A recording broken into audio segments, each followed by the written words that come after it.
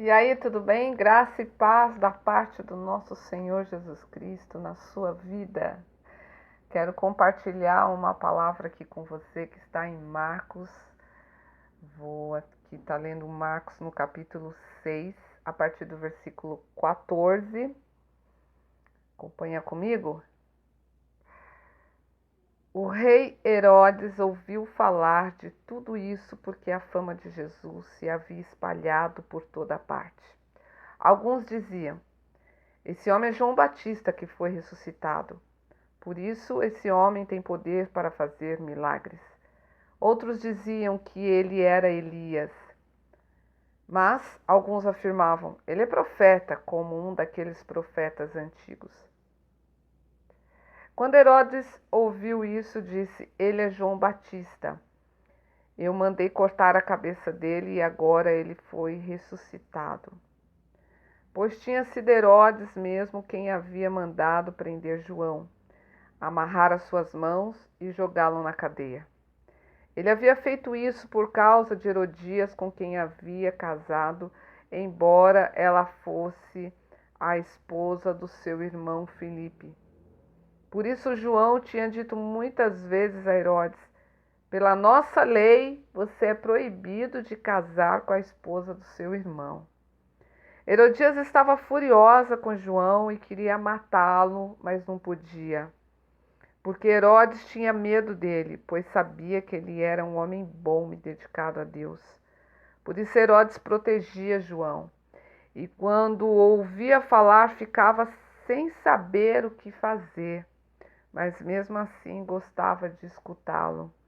Porém, no dia do aniversário de Herodes, apareceu a ocasião que Herodias estava esperando. Nesse dia, Herodes deu um banquete para as pessoas importantes do seu governo, altos funcionários, chefes militares, autoridades da Galileia. E durante o banquete, a filha de Herodias entrou no salão e dançou. Herodes e seus convidados gostaram muito da dança. Então o rei disse à moça: peça o que quiser e eu lhe darei. E jurou: prometo que darei o que você pedir, mesmo que seja a metade do meu reino. Ela foi perguntar à sua mãe o que devia pedir. E a mãe respondeu: peça a cabeça de João Batista. No mesmo instante, a moça voltou depressa aonde estava o rei e pediu: eu quero a cabeça de João Batista num prato agora mesmo. Herodes ficou muito triste, mas, por causa do juramento que havia feito na frente dos convidados, não pôde deixar de atender o pedido da moça. Mandou imediatamente o soldado da guarda trazer a cabeça de João. O soldado foi à cadeia, cortou a cabeça de João, pôs no prato e deu à moça, e ela o entregou à sua mãe. Quando os discípulos de João souberam disso, vieram, levaram o corpo dele e o sepultaram.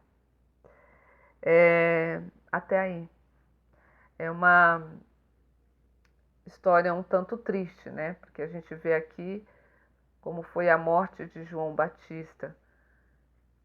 Nessa ocasião onde as pessoas estavam falando de Jesus, né? A fama dele havia se espalhado e eles começaram a falar: esse homem é João Batista, que foi ressuscitado. E aí Marcos dá uma breve passagem aqui, ele fala como foi a morte de João Batista. É uma história um tanto triste, se tratando desse grande homem de Deus. Eu digo isso porque o próprio Jesus testificou a respeito dele, né?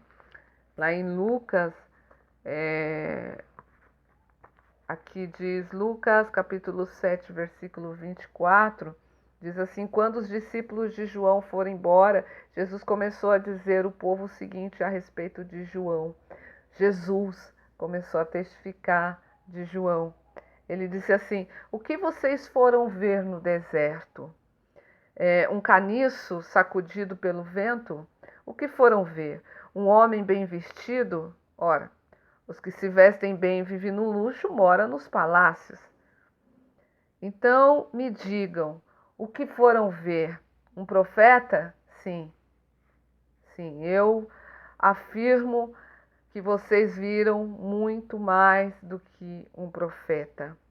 Porque João é aquele a respeito de quem as Escrituras Sagradas dizem: aqui está o meu mensageiro, disse Deus. Eu o enviarei adiante de você para preparar o seu caminho. Olha só o que Deus falou de João para Jesus. Aqui está o meu mensageiro. Eu vou enviar ele adiante de você para preparar o seu caminho. João veio com um propósito nessa terra. A vida dele tinha um propósito. E ele firmou nesse propósito. Ele cumpriu esse propósito. Ele cumpriu esse chamado até a morte. Ele falou aquilo que Deus enviava para ele falar. Mesmo nas muitas circunstâncias. Isso lhe custou a vida, lhe custou ir para a cadeia e perder a sua vida. Eu quero chamar atenção para isso, sobre uma vida com propósito, uma vida para servir e para obedecer ao chamado de Deus. Aleluia. Deus tem um chamado para cada um de nós. A sua vida não é por acaso. A sua vida você está aqui para cumprir um propósito de Deus, um chamado do Senhor. E eu quero te incentivar a agarrar esse propósito de Deus para a sua vida, a entender o chamado de Deus para a sua vida.